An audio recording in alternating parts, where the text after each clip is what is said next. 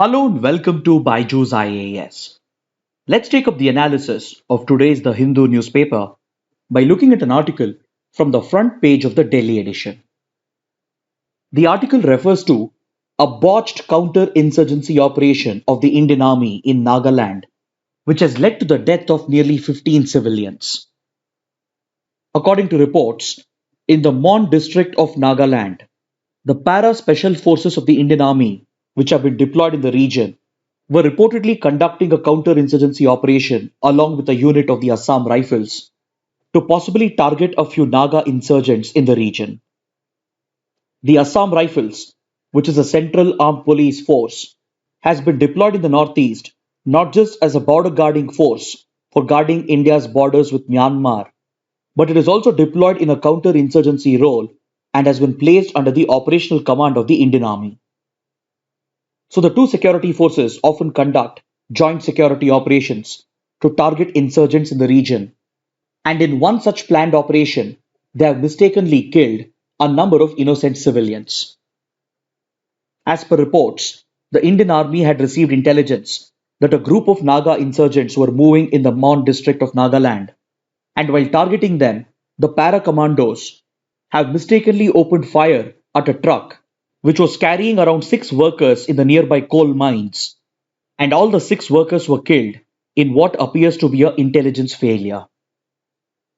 Following this accidental killing of civilians by the Indian Army, violence broke out in the region as several people from nearby villages targeted the camps of the Assam Rifles in the Indian Army, thus resulting in a significant escalation of violence in Nagaland.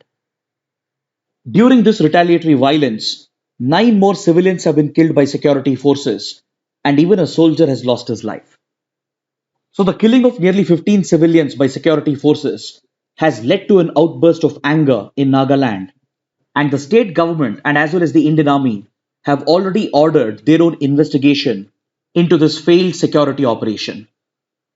Even the Union Home Minister has expressed anguish at this development and has promised to investigate the incident thoroughly by setting up a high-level special investigation team. So this development in Nagaland brings into question Naga insurgency, and it has also led to a renewal of the call for repealing the Armed Forces Special Powers Act, which has given enormous powers to security forces, including the Indian Army and Assam Rifles, as a part of their counter-insurgency duties in the northeast of India. Since several decades, it has been alleged that the special powers granted to the security forces under AFSPA has led to gross human rights violations, and hence there is a strong demand for repeal of AFSPA, and this demand has been reignited by the latest incident in Nagaland. So this development gives us an opportunity to talk about Naga insurgency and as well as about AFSPA in greater detail. See, the Naga insurgency traces back its origin to pre-independence India. During British rule, the British government in India had identified the war-fighting skills of the Naga tribes and had recruited them during the First World War to aid the British war efforts in Europe and in other parts of the world. So few members of the Naga tribe were recruited and trained by the British, and these Naga soldiers who fought on behalf of the British gained a lot of political exposure after fighting in different parts of the world.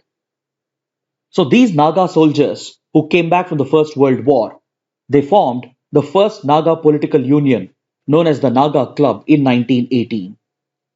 Now these Nagas who were more politically aware, they started raising a demand with the British that the Naga inhabited areas in India and as well as in Burma should be kept separate from the rest of India, and eventually they sought independence for the Naga areas. So members of the Naga Club had raised this political demand, considering that the Nagas had a distinct cultural identity from the rest of India. The Naga Club even met with the Simon Commission in 1928 and had raised the demand for a separate nation for the Nagas. Then later when the Second World War broke out, again the Nagas were used with the British to fight on their behalf, and as the Nagas became more politically and strategically aware, some of the Naga leaders established the Naga National Council in 1946 to take forward the nationalist demands of the Nagas. So as India was headed towards independence, Naga National Council repeated the call for a separate nation for the Nagas, and in order to satisfy their demands, the British government worked out the Akbar-Hyderabad Agreement in June 1947. Through this agreement, the British only made a concession for political and constitutional autonomy for the Naga inhabited areas, while the Naga inhabited region was said to be included as a part of independent India. So, within the ambit of the Indian constitution, which was yet to be framed, the Nagas were promised autonomy by the British, but this agreement was accepted only by a few leaders of the NNC. Most of the radical and extremist leaders of NNC, they rejected the Akbar-Hyderabad Agreement. And even before India could become independent, the NNC declared unilateral independence from India in 1947. Then as India gained independence from the British, the Naga National Council took up violent insurgency against the Indian state in order to liberate the Naga inhabited regions in India and as well as in neighboring Myanmar to establish the so-called Greater Nagaland or Nagalim. The goal of Naga insurgency, which started in 1947, was to unite all the Naga inhabited areas, not just in today's Nagaland, but also the Naga areas found in Assam, Manipur, Mizoram, Arunachal Pradesh, and as well as in neighboring Myanmar. With this objective, a violent insurgency broke out in the northeast of India. And to tackle this security threat, India deployed its security forces and enacted the AFSPA or the Armed Forces Special Powers Act in 1958, which gave special powers to the Indian Army and the security forces to tackle the Naga insurgency. Now please remember, when Naga insurgency broke out, Nagaland was not a separate state. It was still a part of the larger state of Assam.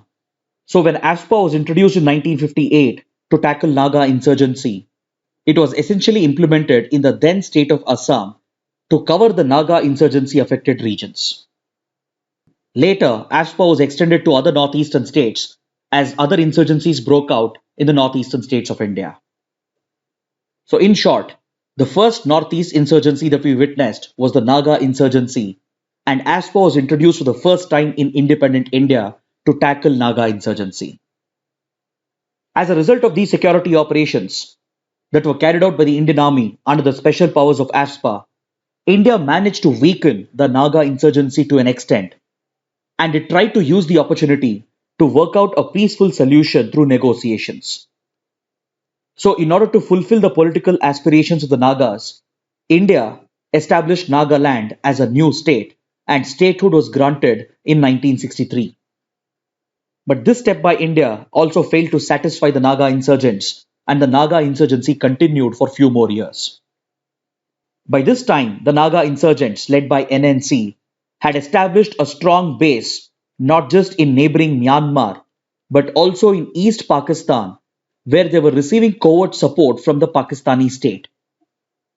But in 1971, as East Pakistan fell and India helped in the liberation of Bangladesh, the Naga insurgents lost a key base, which led to the considerable weakening of Naga insurgency. India again tried to use the opportunity for political consultations and negotiations, and India worked out the Shillong Accord of 1975 with the NNC. Through the Shillong Peace Accord, the government of India again made political and constitutional concessions to give more autonomy to the Naga region in order to bring the insurgency to a peaceful resolution. But just like Akbar-Hyderabad Agreement, even the Shillong Accord was a failure because only few leaders of NNC accepted the accord, whereas the other radical extremist leaders broke away from the Shillong Accord and they went on to establish one of the most notorious insurgent groups of Northeast, that is the NSCN, in 1980. NSCN stands for National Socialist Council of Nagaland. From here onwards, the NSCN would become a formidable threat to India, as it managed to establish a safe haven in Myanmar and as well as in Bangladesh. So for few more years, the NSCN would continue Naga insurgency. But later in 1988, the group split up due to ideological divide between its leaders, and different factions of NSCN were born. NSCN leaders like Isaac and Muiwa, they broke away to form NSCN-IM or the NSCN Isaac Muiwa faction. And other leaders like Kaplang broke away from the group to form the NSCN-K or NSCN-Kaplang faction.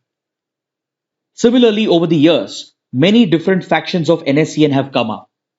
We have NSCN Kole Kitovi faction, NSCN NK, NSCN R, NSCN K Congo faction, the NSCN Niki Sumi faction, and all these are different factions of the NSCN headed by different insurgent leaders. But amongst all these groups, the most formidable threat was posed by NSCN IM and NSCN Kaplang. But in the 1990s, India intensified its security operations against the Naga groups and sufficiently weakened them, which eventually pushed these factions to sign a ceasefire agreement with India. In 1997, the Isaac Muiwa faction signed a ceasefire agreement, and later in 2001, the Kaplang faction also signed a ceasefire agreement. But despite the signing of these ceasefire agreements, these groups went back on their commitments and they continued their violent activities against the Indian state. But India achieved a major breakthrough in 2009 when a friendly government was installed in Bangladesh, headed by Prime Minister Sheikh Hasina. Prime Minister Sheikh Hasina and her party Awami League have been very close friends of India, and in return for India's assistance in liberating the country from Pakistan, the Sheikh Hasina government decided to pay the favor back to India and gave complete support from 2009 onwards to crack down on various Northeast insurgent outfits which had found a safe haven in neighboring Bangladesh. So as a result of this security cooperation between India and Bangladesh, the NSCN groups were weakened substantially, and this eventually led to the surrender of NSCN Isaac Muiwa faction. And in 2015, a historic framework agreement was signed between the Government of India and NSCN IM faction to begin the negotiation process towards the Naga Peace Accord. But however, the Kaplang faction refused to surrender, and it continues to operate against India even today by establishing a safe haven in Myanmar, reportedly with the support of China. So the NSCN Kaplang faction has boycotted the talks under the peace process which is going on and has continued its violent insurgent and terror activities against the Indian state. Whereas the Isaac Muiwa faction largely surrendered, and following the signing of this historic framework agreement, the Government of India has been negotiating not just with NSCN IM, but with several other Naga insurgent groups and as well as with Naga political outfits. To lead these negotiations, the Indian government appointed former IB officer R.N. Ravi as a special interlocutor of the government, and he was even appointed as the governor of the state of Nagaland. As a former officer of the Intelligence Bureau, R.N. Ravi had considerable experience in dealing with Naga insurgency, and he was leading the peace process on behalf of the Government of India. So between 2015 and 2020, several rounds of negotiations took place between the governor of Nagaland, that is R.N. Ravi, as a representative of the Government of India, along with the leaders of NSCN IM and several other Naga groups and political outfits. But over the last 1.5 years, these talks have hit a dead end due to differences between R.N. Ravi and the Naga representatives. The peace talks have failed to go forward because the Government of India finds the demands of NSCN IM to be unacceptable. NSCN IM and the Naga groups have been demanding a separate flag and a separate constitution within the overall ambit of the Constitution of India. While the Indian government is ready to grant more autonomy and even special status, it has been unwilling to accept the demands of a separate flag and a separate constitution. Then upon this, the then governor of Nagaland, R.N. Ravi, alleged that NSCN IM, even though it was negotiating with India, it continued its violence and extortion activities on the ground, and hence major differences emerged between the negotiators. Following this, the Naga outfits demanded the Government of India to remove R.N. Ravi as the interlocutor. So a few months ago, R.N. Ravi stepped down as the interlocutor and he was appointed as the governor of Tamil Nadu. Later, the center appointed retired IB officer A.K. Mishra as the new interlocutor. But despite these changes, the peace talks were not making any progress due to the unacceptable demands being raised by the Naga outfits. So more or less, the Naga peace process has hit a dead end. And at this crucial juncture, The killing of 15 civilians by the security forces could potentially reignite the insurgent movement, and it even has the potential to completely derail the ongoing peace process. Then, upon that, Naga groups like NSCN-IM and several other Naga political outfits, and even several state level political leaders across the northeast of India, have expressed their concerns about AFSPA following the accidental killing of these civilians by the Indian Army. See, AFSPA, or the Armed Forces Special Powers Act, is an act of the Parliament that grants special powers to security forces, including the Indian Army and the paramilitary forces and the state police forces. In areas that have been declared as disturbed areas under the Disturbed Areas Act, AFSPA provisions can be extended, which gives special powers and immunity to all the security forces. These special powers are enjoyed by the Indian Army, the state police forces, and the central police forces. It gives them the right to shoot at sight and shoot to kill, and also gives them the power to search houses, destroy property, and even arrest a person without any warrant. And for all these actions, security forces are given complete legal immunity, and these enormous powers given by the Act has triggered a controversy around the legislation. While the Government of India and the security forces have argued that such a legislation is needed to tackle militancy and insurgency in India's conflict zones, there has also been a lot of criticism against the law, as it has been alleged that the security forces have often misused these special powers to commit gross violation of human rights in conflict zones such as Jammu and Kashmir, the northeast of India, and as well as in the state of Punjab. According to these allegations, Indian security forces have carried out fake encounters, rapes and molestations, torture, and even abduction, while covering up these human rights violations under the special powers and legal immunity granted under the AFSPA. Those who are opposed to AFSPA have even referred to it as a draconian law, which has no place in a constitutional democracy. This controversial nature of AFSPA traces back its origin to the colonial roots, because this law was used by the British to counter the Quit India movement, and post independence, India implemented the same law to tackle Naga insurgency, which had broken out in 1950s.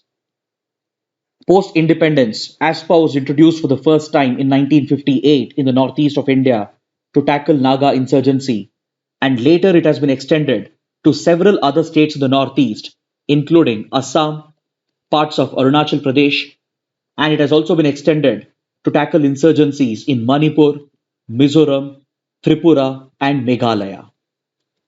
Then in 1980s, as the Khalistan movement broke out in the state of Punjab, AFSPA was extended here as well. And after the J&K insurgency broke out from 1987 onwards, AFSPA provisions were extended to Jammu and Kashmir as well. But today, AFSPA has been removed in Punjab, Tripura, and in Meghalaya, and as well as in Mizoram.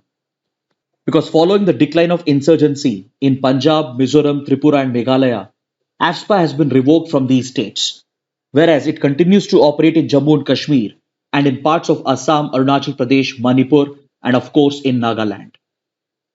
There have been several strong observations made against AFSPA by the Supreme Court, by the National Human Rights Commission, by the Second Administrative Reforms Commission, and as well as by several committees such as the BP Jeevan Reddy Commission, and as well as by the Santosh Hegde Committee and the Justice Verma Committee, which was constituted after the Nirbhaya gang rape case. All these key institutions and important committees have noted that the draconian provisions of AFSPA does lead to gross human rights violations in India's conflict zones, including fake encounters, custodial torture, rape and molestation, and as a result, the law has attracted a lot of controversy. But however, there is another side of the argument which sees AFSPA as a necessary evil. The Government of India and as well as the security forces strongly feel that a law like AFSPA is needed in conflict zones, as the security forces are operating in very hostile conditions and they do require some sort of legal immunity in order to allow them to function freely without the fear of being targeted with false accusations. So security forces in the government see AFSPA as a requirement in some of the conflict zones. But however, in regions where insurgency and violence has gone down, AFSPA has been removed over a period of time. So now the killing of civilians in Nagaland by the army has reignited this debate against AFSPA and has once again led to strong calls from the civil society, human rights activists, and as well as with the local people in the Northeast for a repeal of this controversial law, which has given tremendous powers to the security forces. So we will have to wait and watch as to how this incident in Nagaland will affect the Naga peace process and what would be its implications for AFSPA. Now let's take up an important article from page number 3, which deals with the National Judicial Infrastructure Authority of India that has been proposed recently by the Chief Justice of India. Just a couple of months ago, Chief Justice of India N.V. Ramanna proposed the establishment of an autonomous institution known as the National Judicial Infrastructure Authority of India in order to boost and strengthen judicial infrastructure, especially at the level of subordinate courts and lower courts. See, Indian judiciary in general has been suffering from poor infrastructure, which is directly affecting its efficiency. Data shows that our courts, especially at the lower level, that is the subordinate courts, they do not have the required number of court halls, residence facilities for the judicial officers, and they even lack basic facilities like toilets, libraries, record-keeping rooms, and video conferencing facilities. The article points out that the sanctioned strength of judicial officers in the country stands at 24,280, but the number of court halls that are available for them is just around 20,000. Another 620 halls are rented by the lower courts. And these lower level judicial officers even lack basic residence facilities, thus affecting the overall functioning of the lower judiciary. According to studies, nearly 26% of the court complexes do not have separate toilets for the ladies, and 16% of them do not have toilets for men. Then out of these total number of courtrooms, only 32% of them have separate record-keeping rooms, thus affecting the storage and maintenance of key court records. Out of these court complexes, only 51% of them have a library facility, and only 5% of them have basic medical facilities. Then due to the pandemic, as the courts have largely shifted to the hybrid format of physical hearing and online hearing, only 27% of the courtrooms have video conferencing facilities. So this poor state of judicial infrastructure in the country is directly affecting the efficiency of the judiciary. It is affecting the speed at which the cases are disposed and leading to a bigger pileup of cases, thus increasing the backlogs pending with the judiciary. As the judiciary deals with millions and millions of cases each year, this piling up of backlogs and the slow disposal of cases directly affects the quality of justice in the country. So in order to address this issue and to strengthen judicial infrastructure, the Government of India had launched a centrally sponsored scheme. This centrally sponsored scheme is jointly funded and implemented by the center and the states. The funding ratio under the scheme is 60:40 between the center and the states, whereas it is 90:10 for 8 northeastern states and 3 Himalayan states, whereas union territories receive 100% funding from the center. But despite the existence of this scheme and dedicated funding, the funds are grossly underutilized because of the inadequate attention paid by the central government and the state governments towards judicial infrastructure. Data from 2019-20 shows that out of the allotted 981 crore rupees, just around 84 crore rupees was utilized, thereby leading to a huge underutilization of the funds. This is the reason why the Chief Justice of India recently brought up the issue of judicial infrastructure, and he pointed out that under the current scheme, improvement and maintenance of judicial infrastructure is being done in an unplanned ad hoc manner, and hence he has proposed the creation of a new autonomous institution that would function under the Supreme Court, known as the National Judicial Infrastructure Authority of India. The Chief Justice has said that such an institution will bring greater autonomy with regard to creation of judicial infrastructure, and he has even sent the proposal to the Ministry of Law and Justice so that the government could enact an appropriate law in order to provide the required statutory backing to establish this new autonomous institution. So, based on this proposal, the writer of the article suggests a model which could be followed for the establishment of the National Judicial Infrastructure Authority of India. The writer suggests that the NALSA model could be followed, which would not only help in creating state level institutions, but would also place the institution under the control of the Supreme Court. See, NALSA, or the National Legal Services Authority, and the corresponding state level legal services authorities have been set up to deliver free legal aid and as well as to promote alternate dispute resolution for reducing the burden on the judiciary. NALSA and the state level legal services authority have been provided with statutory backing through a law, and at the national level, the Chief Justice of India acts as the patron in chief of NALSA, whereas he appoints a Supreme Court judge to function as the executive chairman of NALSA. Similarly, at the state level, the Chief Justice of the concerned High Court acts as the patron in chief of the state level legal services authority, and a High Court judge appointed by him functions as the chairman of SALSA, and these institutions enable the delivery of legal services at the grassroots.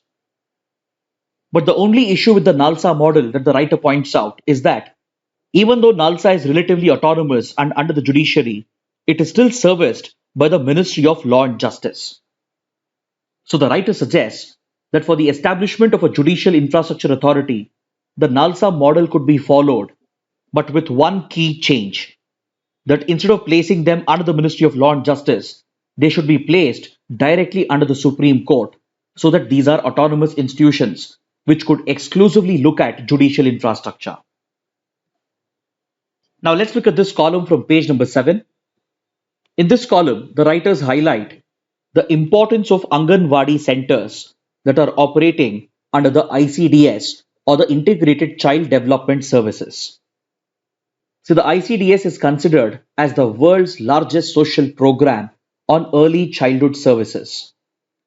Under this scheme, the government delivers essential childhood services such as childcare, health and nutrition, education, supplementary nutrition, immunization, health checkups and referral services through Anganwadi centers. These benefits are made available under the ICDS to nearly 88 million children in the country who are in the age group of 0 to 6 years. So this scheme is crucial for ensuring childhood care, adequate nutrition and education and even healthcare of young children, but it has been severely impacted by the pandemic. Because the pandemic and the restrictions has led to the closure of Anganwadi centers across several states, and the writers point out how this has specifically affected childhood care across the country. Even though the scheme suffers from a few shortcomings, it is still critical for childhood services, and hence the writers are calling upon the center and as well as the state governments which implement the scheme to draw key lessons by looking at data from the National Family Health Survey and by looking at the reports of Niti Aayog so that these shortcomings could be fixed and the Anganwadi centers that have closed as a result of the pandemic could be reopened in order to enable India to invest robustly in the world's largest social program on early childhood services. Next, according to this article on page number 8, Union Home Minister Amit Shah has said that anti-drone technology will be deployed along the Pakistani border. He was speaking during the 56th Raising Day parade of the BSF, or the Border Security Force, which happens to be the world's largest border guarding force that was established in the aftermath of the 1965 war with Pakistan. To ensure the security of the borders of India following the 65 war, the BSF was raised. And after India adopted the One Border, One Force policy after the Kargil war, the BSF has been given the specific mandate to guard India's borders with Pakistan and with Bangladesh. So along these two critical borders, the BSF is responsible for border management and as well as for tackling organized crime that is prevalent along these borders. So, on the occasion of its 56th raising day, the Union Home Minister has remarked that the BSF is guarding nearly 6,386 kilometers of India's international borders with Pakistan and Bangladesh. And this key border guarding force will be given all the required resources and technology to deal with emerging border management challenges, such as the usage of drones across the Pakistani border to smuggle drugs and weapons into the country. And we've also seen recent instances of drones being used to carry out terror attacks in Jammu and Kashmir. And based on this emerging threat, the government is looking to enable BSF with anti-drone technology. Now let's look at the mains practice questions. The first question. AFSPA is said to have contributed to human rights violations in India's conflict zones. Discuss with emphasis on its impact in Northeast insurgency affected areas. The second question. The Chief Justice of India recently proposed the creation of a National Judicial Infrastructure Authority of India. Examine its need and how it can strengthen the Indian judiciary. Kindly write an answer to these questions and post your answers in the answer writing portal, for which the link shall be given in the description box below. So this concludes our discussion for today. Thanks for watching.